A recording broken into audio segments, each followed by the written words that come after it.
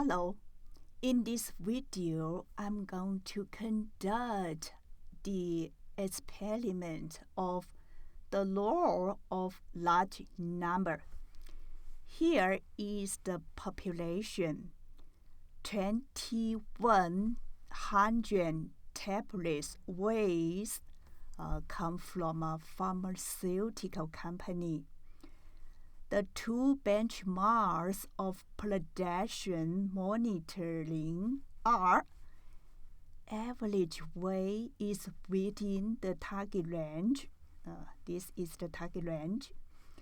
At least 90% of the tablets are within the target range. This is the target range. Satisfy both of two benchmarks. The predation is good, keep going. Fail either of two benchmarks, the predation is bad. Need to be halted to make adjustments. And here, I first calculate the population. Use count formula. We have 2100 tablets. This is our population. Use average to calculate the population mean, and then calculate the population standard deviation. I want to remind you that you need to use the point P. If you forgot to put point P, Excel formula, the default setting is point S. That means sample standard deviation. They are different. And then use count ifs. Use this formula to count how many tablets fall in the target range. After we have this value, we can calculate the proportion. What is the proportion? The percentage of tablets falls in the target range. From this calculation, we can figure out that average weight missed the criteria. Look at this value is within the target range, but the proportion doesn't meet the criteria. So the conclusion here is the production is bad and need to be halted to make adjustments. Now, suppose we pretend we don't know the population, or we just assume that instead of 2100 tablets, we have 21 million tablets, and then it's impossible or it is very costly to go through every tablet to figure out the population mean or the population proportion. We only can draw a sample from the population or draw some samples from the population to represent or to predict or to infer the population. Now we want to figure out how does the sample size impact our prediction or influence. Here we respectively. Draw 7 samples from population. The sample size increased from 10 tablets, 20 tablets to 1,000 tablets. And then we calculate the mean of every sample. How to calculate the mean?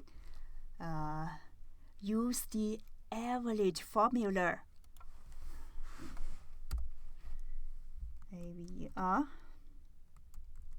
Average.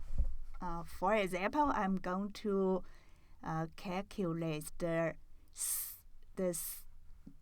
sample mean, sample 2, the mean of sample 2, type equal average. And then, because I already format as a table, just click the header and close the parenthesis, return. Now we have the mean of the sample 2. Actually, if we calculate the sample 1's mean, we just drive over, and then we have every means for every samples. Look at these means. They are different. Every sample has a different sample mean, but as the sample size increased, the sample mean gets closer to the population mean. Look at this. The mean of 1,000 tablets are very close to the population mean. Let's try the proportion. Let me show you the formula to calculate the proportion. Use COUNTIF's formula. COUNTIF's. If you type the COUNTIF's and left parenthesis, you can see Excel automatically give you the COUNTIF's arguments. The first is the range. Our range is the whole table here. We are going to calculate the proportion of sample 2. So we only need the sample 2's data. Just click the header of sample 2. And then the next argument is criteria. We need to put the criteria into quotation marks. First is greater or equal to 595,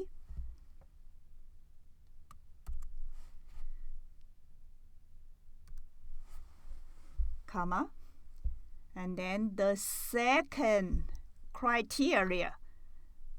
Before the second criteria, we need to put the range in again. So just click the header of sample 2, and then criteria 2 is less or equal to 605. Close the parenthesis, enter.